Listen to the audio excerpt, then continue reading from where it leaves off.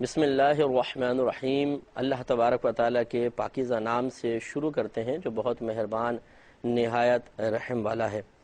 الحمدللہ درس بخاری شریف کا سلسلہ بعافیت جاری و ساری ہے اور ہم 51 حدیثوں کے متن اور اس کا ترجمہ اور اس سے نکلنے والے درسی نکات پر الحمدللہ تفصیلی کلام کر چکے ہیں۔ اللہ تبارک و تعالیٰ کا بہت ہی بڑا فضل و کرم ہے کہ اس نے ہمیں قرآن عظیم کے بعد سب سے صحیح ترین کتاب کا درس دینے کی توفیق عطا فرمائی، اور جتنے ہمارے بھائی بہن ہمیں ملاحظہ فرما رہے ہیں وہ بھی اس سعادت کو محسوس کریں، اور ہو سکے تو اللہ تعالیٰ کی بارگاہ میں اس پر شکر ادا کریں کہ آپ کو گھر بیٹھے اس عظیم ترین کتاب کا درس سننے کی سعادت حاصل ہو رہی ہے۔ ورنہ یہ ہمارا بہت بڑا المیہ ہے کہ ایک تو عظیم ترین کتاب یعنی قرآن عظیم سے ہماری بے رغبتی انتہائی درجے کی ہے۔ ہم اس کا ترجمہ نہیں پڑھتے، تفسیر نہیں پڑھتے، بس خالی عربی عبارت پڑھ کے سمجھتے ہیں کہ ایک قرآن، 2 قرآن ہم نے ختم کر لیے، 3 قرآن ختم کر لیے تو شاید قرآن کا حق ادا کر دیا۔ اگرچہ یہ عربی عبارت پڑھنا بھی باعث ثواب ہے، لیکن قرآن عظیم کو صرف حصول ثواب کے لیے تو نازل نہیں کیا گیا، اسے تو ہدایت کے لیے نازل کیا گیا، اور ہدایت بغیر ترجمہ اور تفسیر کے سمجھے ہوئے ہرگز حاصل نہیں کی جا سکتی۔ لیکن پھر بھی چلیں، قرآن کچھ نہ کچھ رغبت ہے کہ ہم بچوں کو حفظ کرواتے ہیں، ناظرہ پڑھا دیتے ہیں، لیکن احادیث کریمہ سے بے رغبتی تو اپنی انتہا کو پہنچی ہوئی ہے۔ ہم مسلمان کہلاتے ہیں، عاشق رسول کہلوانا پسند کرتے ہیں، محبت رسول صلی اللہ علیہ وسلم کے بڑے بڑے دعوے کرتے ہیں، لیکن ہمارے گھروں میں حدیث کی کتابیں تک موجود نہیں ہوتی۔ ہر شخص اپنے محبوب کا کلام پڑھنا چاہتا ہے، محبوب کے کلام کو دیکھ کر اپنی آنکھیں ٹھنڈی کرتا ہے، لیکن ہماری نبی کریم صلی اللہ علیہ وسلم کے ساتھ محبوبیت کا عالم ایک عجیب و غریب عالم ہے کہ شاید ہی مسلمان کا کوئی ایسا گھر ہوگا، الا ماشاءاللہ، مطلب میں ریشو کے حساب سے عرض کر رہا ہوں کہ کروڑوں میں شاید کوئی 1 2 3 4 گھر ایسے ہوں گے جس میں سیاہ ستہ کا سیٹ پڑا ہو، یعنی بخاری، مسلم، ترمذی، ابو داؤد، ابن ماجہ، نسائی، اور پھر اس کو پڑھا بھی جاتا ہو، بچوں کو کچھ حدیثیں سنائی بھی جاتی ہوں۔ یہ رغبت بالکل ختم ہو چکی ہے۔ تو چلیں، اگر یہ نہیں ہے، کم از کم یہ تو ضرور ہونا چاہیے کہ ہم جہاں کہیں کوئی درس حدیث ہو رہا ہے اس کو سماعت فرمائیں اور نبی کریم صلی اللہ علیہ وسلم کے کلام کو سن کر اس سے براہ راست اکتساب فیض کی سعادت حاصل کریں۔ اب جیسے یہ بھی ایک بہت ہی بڑی نعمت ہے کہ اللہ تبارک و تعالیٰ نے QTV کی برکت سے آپ کو درس بخاری شریف سننے کی سعادت عطا فرمائی۔ اس میں ہم کوشش تو یہی ہے، اللہ تعالیٰ زندگی عطا فرمائے، اس کی اگر مرضی ہوئی اور یہ سلسلہ جاری و ساری رہا تو ہماری خواہش تو یہی ہے کہ پوری حدیثیں اس کی عرض کی جائیں، لیکن بہرحال جتنا اللہ کو منظور ہو، تو جب تک یہ حدیثیں بیان ہو رہی ہیں ہمیں کوشش کرنی چاہیے کہ اپنا تھوڑا سا قیمتی وقت نکال کر 15-20 منٹ کے لیے ٹی وی کے سامنے بیٹھے، اپنے نبی کریم صلی اللہ علیہ وسلم کے کلام کو براہ راست سنیں اور اس سے حاصل ہونے والے نکات پر محاسبانہ نظر کے ساتھ غور و تفکر کریں، تاکہ اگر اچھی بات اس میں ایسی بیان ہوئی ہے جو قابل عمل ہے، باتیں تو ساری اچھی ہوتی ہیں لیکن قابل عمل بات ہے تو اس کو عملی طور پہ اپنے اوپر نافذ کریں۔ اگر کوئی کسی ایسی بات کا بیان ہے کہ جو برائی پر مشتمل ہے اور اس سے بچنا ضروری ہے، تو پھر اپنا عملی محاسبہ کرتے ہوئے ہم دیکھیں کہ اگر وہ برائی ہم میں ہے تو اسے دور کرنے کی کوشش کریں۔ اس لیے اللہ تعالیٰ کا یہ بڑا فضل و کرم ہے اس دور میں قرب قیامت کے وقت کہ اس عظیم ترین کتاب کا درس ہمیں گھر بیٹھے حاصل ہو رہا ہے۔ ریگولر سننے کی کوشش کریں، دوسروں کو اس کی ترغیب بھی دیں تاکہ آپ کے لیے ثواب جاریہ ہو۔ آج انشاءاللہ 52ویں حدیث پر ہم کلام کریں گے، لیکن جیسے کہ آپ کو پتہ ہے کہ امام بخاری رحمۃ اللہ علیہ کی اکثر یہی عادت ہے کہ آپ حدیث سے پہلے ایک باقاعدہ عنوان اس حدیث کا قائم کر دیتے ہیں، جو کبھی تو ایسا ہوتا ہے کہ مضمون حدیث پر مشتمل ہوتا ہے، گویا کہ حدیث کا خلاصہ اوپر لکھ دیتے ہیں۔ کبھی آپ کسی حدیث سے کسی مسئلے کا استخراج کر رہے ہوتے ہیں، مسئلہ نکال رہے ہوتے ہیں، آپ کی نظر میں ایک مسئلہ ایک حدیث سے ثابت ہو رہا ہوتا ہے، تو جو کچھ آپ کی نظر میں ثابت ہو رہا ہوتا ہے اس کا خلاصہ بطور عنوان ذکر کر دیتے ہیں اور اس کا نام باب رکھتے ہیں، یعنی اسے باب سے تعبیر کرتے ہیں۔ چنانچہ پہلے 52ویں حدیث سے پہلے ایک باب قائم کیا ہے کہ باب ما جاء ان الاعمال بالنیت والحسبۃ، اس بات کا باب کہ جو اس بارے میں آیا ہے کہ بے شک اعمال نیتوں کے ساتھ اور طلب ثواب کے ساتھ ہیں۔ یعنی عمل عبادت بنتا ہے نیت کے ساتھ، اور عمل باعث ثواب اس وقت ہوتا ہے کہ جب ثواب کی نیت سے عمل اختیار کیا جائے۔ وَلِكُلِّ امْرِئٍ مَّا نَوَىٰ، اور ہر شخص کے لیے وہی ہے جو اس نے نیت کی ہے۔ اگر آپ کو یاد ہو تو یہ شروع میں حدیث گزر چکی ہے، لیکن یہ امام بخاری رحمۃ اللہ علیہ کی عادت کریمہ ہے کہ آپ بعض اوقات ایک ایک حدیث کو جو مختلف ٹاپکس کے مختلف عنوانات کے تحت آ رہی ہو اسے مختلف جگہ ذکر کر دیتے ہیں۔ مثلا اگر ایک حدیث میں نماز کا ذکر بھی ہے، روزے کا ہے، حج کا ہے، زکوٰۃ کا ہے، تو اکثر ایسی ہوگا کہ آپ اس حدیث کو 4 جگہ ذکر کریں گے۔ کتاب الصلاۃ میں بھی لائیں گے، پھر روزے کے باب میں کتاب الصوم میں لائیں گے، پھر کتاب الزکوٰۃ میں لائیں گے، پھر کتاب الحج میں لے کر آئیں گے۔ ایک ہی حدیث کو 4 جگہ لاتے ہیں۔ تو اس اعتبار سے بخاری شریف میں احادیث کا تکرار بھی ہے، کئی حدیثیں بار بار ذکر کی گئی ہیں مختلف مقامات پر۔ تو یہ حدیث بھی انہی متکررہ حدیثوں میں سے ایک ہے کہ ابتدا میں بالکل شروع میں امام بخاری رحمۃ اللہ علیہ یہ حدیث پاک لے کر آئے اور یہاں پر بھی اس کا ذکر فرما رہے ہیں۔ بالکل شروع میں نہیں، تھوڑا سا بعد میں آیا، مسلم کے بالکل شروع میں، تھوڑا بعد میں آئی تھی، لیکن یہ حدیث ہم اس پر کلام کر چکے ہیں۔ مزید آپ ارشاد فرماتے ہیں کہ فَدَخَلَ فِيهِ الْإِيمَانُ وَالْوُضُوءُ وَالصَّلَاةُ وَالزَّكَاةُ وَالْحَجُّ وَالصَّوْمُ وَالْأَحْكَامُ۔ تو جب یہ گویا کہ یہ باب قائم کرنے کے بعد یہ سمجھا رہے ہیں کہ یہ گویا کہ ایک حدیث کا حصہ ہے، جیسے نیچے آ رہی ہے کہ ہر شخص کے لیے وہی ہے جو اس نے نیت کی، اور اعمال کے ثواب کا دار و مدار نیت پر ہے اور طلب ثواب پر ہے۔ تو کہتے ہیں کہ جب یہ چیزیں ہمارے سامنے آ گئی تو معلوم یہ ہوا کہ ہمارا ایمان بھی، وضو کرنا، نماز پڑھنا، زکوٰۃ، حج، روزہ اور دیگر احکام سب کے سب اس چیز کے تحت داخل ہو گئے ہیں کہ ان سب کے اندر نیت بھی دیکھی جائے گی، اس میں طلب ثواب کو بھی ملاحظہ کیا جائے گا۔ اس کے بعد انسان ثواب کی امید رکھے اور اللہ تبارک و تعالیٰ کی بارگاہ میں مقبول ہونے کا اپنے بارے میں فیصلہ کرے۔ مزید یہ لکھتے ہیں کہ وقال اللہ تعالیٰ قل کل یعمل علی شاکلتہ، اور اللہ تعالیٰ نے فرمایا اے حبیب کریم صلی اللہ علیہ وسلم ارشاد فرما دیجئے کہ ہر وہ شخص جو عمل کرتا ہے اپنی نیت پر ہے، یعنی ہر شخص اپنی نیت کے مطابق عمل کرتا ہے یا اپنی نیت کے مطابق عمل کا اجر پاتا ہے۔ پھر ارشاد فرمایا کہ نفقۃ الرجل علی اہلہ یحتسبها صدقۃ،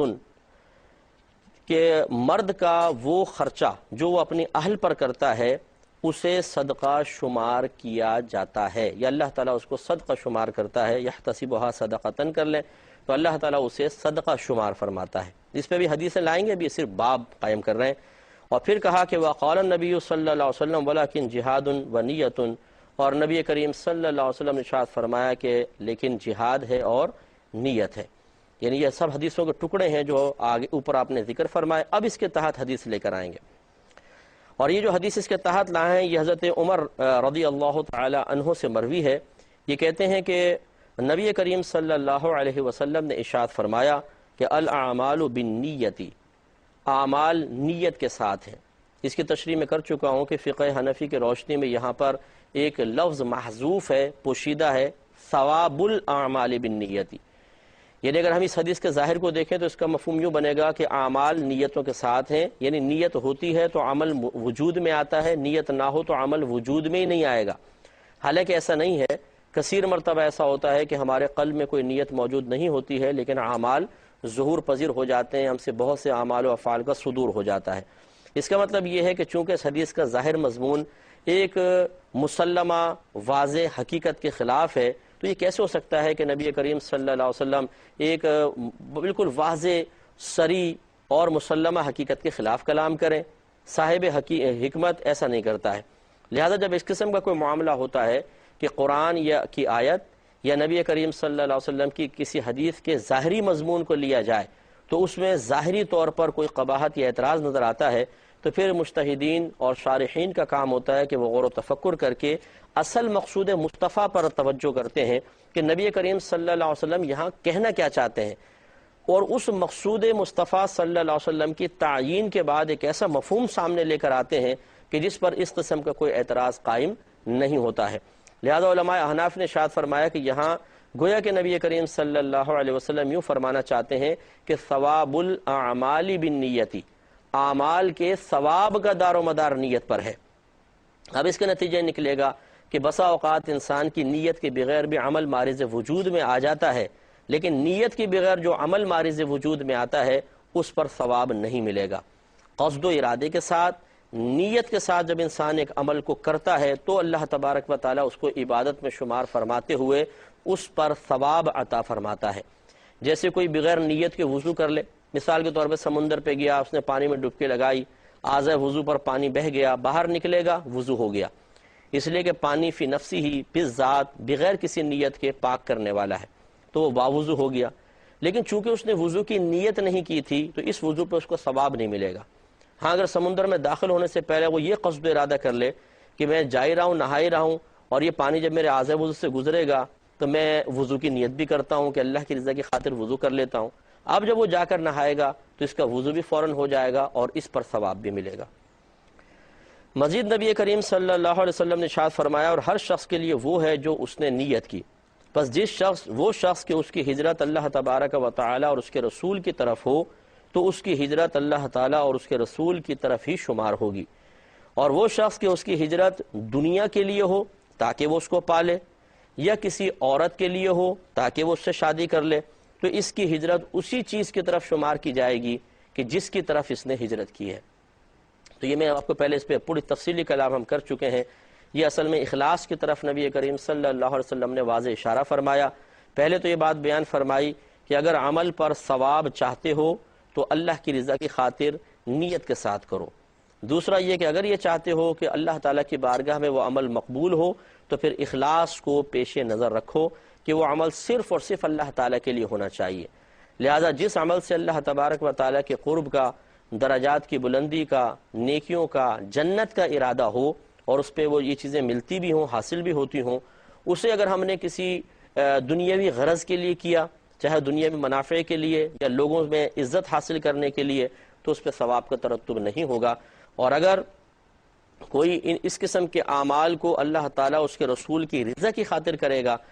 یعنی اللہ کی رضا تو پیش نظر ہونی چاہیے، رسول کی رضا کا مطلب یہ ہے کہ نبی کریم صلی اللہ علیہ وسلم کے حکم کو انسان پورا کرے اور یہ قصد و ارادہ کرے کہ سرکار اگر میں یہ عمل کرتا ہوں اللہ کے لیے کر رہا ہوں، لیکن نبی کریم صلی اللہ علیہ وسلم خوش ہوں گے تو آپ میدان محشر میں میری شفاعت بھی فرمائیں گے، اور مجھے سرکار صلی اللہ علیہ وسلم کی خوشی کی برکت سے بھی اللہ تعالیٰ انعام عطا فرمائے گا۔ تو پھر یہ اس طرح نبی کریم صلی اللہ علیہ وسلم کو خوش کرنے کے لیے عمل کرنا بھی کوئی حرج نہیں رکھتا ہے، تو اس پر پھر ثواب کا ترتب بھی ہوگا اور وہ عمل اللہ کی بارگاہ میں بالکل ایک مقبولیت پائے گا، درجہ قبولیت پر فائز ہوگا اور انشاءاللہ آخرت میں اس کا انعام ملے گا۔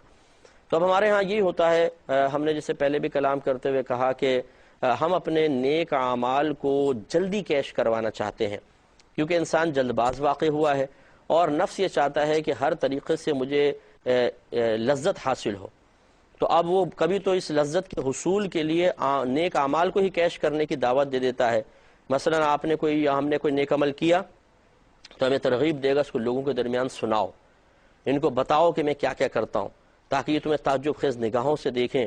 یہ حیران ہو جائیں، ان کے دل تم سے متاثر ہو جائیں، تمہارے لیے ان کے قلوب مسخر ہو جائیں، یہ تمہیں مقام عزت پر بٹھائیں، تمہیں بڑے بڑے القابات سے نوازیں۔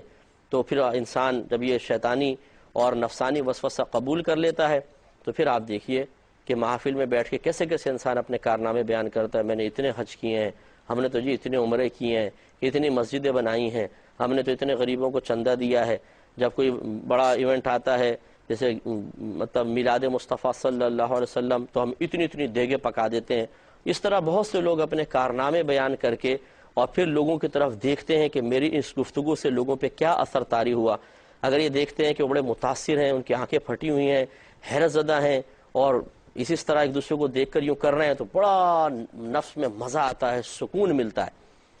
اور اگر ہم بڑا اپنا کارنامہ بیان کریں اور دوسرے سن کے بس نظر انداز کر کے آپس میں گفتگو میں لگ جائیں تو صدمہ محسوس ہوتا ہے۔ یہ صدمہ ہوا ہی اس لیے کہ ہم جس چیز کو کیش کروانا چاہتے تھے اسے اس طرح کیش نہ کروا سکے جیسے ہماری توقع تھی، جیسے ہماری تمنا تھی، تو اسی وجہ سے صدمہ ہوا۔ تو اس سے بھی انسان اپنے اخلاص کو اور ریاکاری کے معاملے کو جان سکتا ہے کہ بعض اوقات ہم کہتے ہیں نہیں جی ہماری نیت کوئی ریاکاری کی کوئی ہے، اپنی تعریفیں کروانے کی کوئی ہے۔ اچھا تعریفیں کروانے کی نہیں ہے تو پھر جب کسی نے تعریف نہیں کی، جس نے آپ کی بات کو نہیں سراہا، جس نے آپ کی بات پر آپ کی حوصلہ افزائی نہیں کی، تو آپ کو برا کیوں لگا؟ دل میں صدمہ کیوں پیدا ہوا؟ آپ کے دل میں اس شخص کے بارے میں برا خیال کیوں آیا کہ بڑا کمبخت آدمی ہے، اتنے کارنامے بیان کیے، کچھ بھی دو لفظ نہیں بولے تعریف کے، تو اس کا مطلب یہ ہوا کہ اخلاص نہیں ہے۔ اس لیے اس پہ توجہ کرنی چاہیے، اور نبی کریم صلی اللہ علیہ وسلم کے اس فرمان کو ہمیشہ پیش نظر رکھ کر اپنا ایک ایک عمل صرف اور صرف اللہ تبارک و تعالی کی رضا کے لیے کرنا چاہیے۔ 53ویں حدیث پر آتے ہیں، یہ حضرت ابن مسعود انصاری رضی اللہ تعالی عنہ سے مروی ہے۔ وہ نبی کریم صلی اللہ علیہ وسلم سے روایت کرتے ہیں کہ نبی کریم صلی اللہ علیہ وسلم نے ارشاد فرمایا کہ اذا انفق الرجل علی اہلہ، کہ جب مرد اپنے گھر والوں پر کچھ خرچ کرتا ہے تو یحتسبھا، وہ اس طرح خرچ کرتا ہے کہ اس کو شمار کیا جائے، اللہ تعالیٰ اس کو شمار کرتا ہے، تو فہی لہ صدقۃ، تو وہ اس کے لیے صدقہ ہے۔ یعنی آدمی اپنے گھر والوں پر جو کچھ خرچ کرتا ہے، پھر وہ اللہ تعالیٰ کی طرف سے اس کا حساب کتاب ہوتا ہے، اسے شمار کیا جاتا ہے، تو اس کے لیے بطور صدقہ شمار ہوتا ہے۔ تو دیکھیں اب یہاں پر یہ بات توجہ طلب ہے کہ نبی کریم صلی اللہ علیہ وسلم اس کو صدقے سے تعبیر کر رہے ہیں۔ یہ ہماری عوامی عجیب سوچ ہے کہ وہ صدقے کا کچھ اور ہی مفہوم لیتے ہیں، وہ سمجھتے ہیں کہ بس سر پہ پیسہ گھما کر کسی فقیر کو دے دو یہ صدقہ ہے، یا گوشت گھر میں لا کے تھوڑا سا گھما کے چیلوں کو کھلا دو تو یہ صدقہ ہے، یا ایک وہ جنگلی سا بکرا کہیں سے پکڑ لو کسی ویلفیئر کے ادارے سے جو چلنے سے بھی انکاری ہو، اس کو گھسیٹ کر لے آؤ اور اس کو گھر میں تھوڑا سا گھما کے وہ کٹوا کے کھلا دو، یہ صدقہ ہے۔ وہ اس کو صدقہ سمجھتے ہیں۔ یہ بھی صدقات کی مختلف صورتیں ہیں، لیکن یہ سمجھ لیں کہ صدقہ کہتے ہیں اللہ تبارک و تعالیٰ کی رضا کی خاطر کچھ خرچ کرنا۔ بس اللہ تعالیٰ کی رضا کی خاطر اگر آپ کسی کو کچھ دے رہے ہیں، کچھ خرچ کر رہے ہیں، اس کا نام ہے صدقہ، جس کو اردو میں آپ خیرات بھی کہتے ہیں۔ تو صدقہ و خیرات، تو صدقہ جو ہوتا ہے وہ اللہ تعالیٰ کی رضا کی خاطر خرچ کے اوپر اس کا اطلاق ہوتا ہے، اور یہ دو طرح کے ہوتے ہیں، واجب ہوتے ہیں یا نفل ہوتے ہیں۔ اگر اس خرچ کا اللہ تعالیٰ یا اس کے رسول کریم صلی اللہ علیہ وسلم نے باقاعدہ حکم دیا ہے، جیسے زکوٰۃ ہے، فطرہ ہے، یا قربانی بھی آتی ہے، تو یہ صدقات واجبہ میں آ جاتے ہیں۔ اور اگر اللہ تعالیٰ اس کے رسول نے حکم نہیں دیا، ہم اپنے قدرت و اختیار و مرضی و نیت سے کسی غریب کی امداد کرنا چاہتے ہیں، یا جیسے یہ حدیث ہے کہ گھر والوں کو کھلا رہے ہیں، تو پھر یاد رکھیں کہ یہ صدقات نافلہ کہلاتے ہیں۔ تو معلوم ہوا کہ صدقے کے لیے ضروری نہیں ہے کہ آپ اسے سر پر گھمائیں یا کسی واقعی دوسرے غریب کو دیں۔ ہمارے نبی کریم صلی اللہ علیہ وسلم تو ہمیں بڑی پیاری بات بیان فرما رہے ہیں کہ آدمی انسان اپنے گھر والوں کو بھی جو اہل کو دیتا ہے، اس کو شمار کرتا ہے، اسے صدقہ ہی کہا جاتا ہے، وہ اس کے لیے صدقہ ہے، یعنی اس پہ صدقے کا ثواب ہوگا۔ ایک اور حدیث دیکھ لیں، پھر میں اس پہ تھوڑا سا مزید کلام کروں گا۔ 54ویں حدیث ہے، اور اس کے راوی حضرت سعد بن ابی وقاص رضی اللہ تعالی عنہ ہیں۔ یہ کہتے ہیں کہ نبی کریم صلی اللہ علیہ وسلم نے ارشاد فرمایا کہ بے شک تم جو کچھ بھی خرچ کرو گے اور اس کے ساتھ صرف اللہ تبارک و تعالیٰ کی رضا کا ارادہ کرو گے تو ضرور اس پر اجر دیا جائے گا۔ یعنی سرکار نے ان سے فرمایا کہ اگر تم کچھ بھی خرچہ کرو گے اور اس خرچہ کرنے سے تمہارا مقصود صرف اللہ تعالیٰ کی رضا ہوگی تو ضرور تجھے اس پر اجر دیا جائے گا، حتیٰ کہ فرمایا کہ حتیٰ ما تجعل فی فمی امرأتک،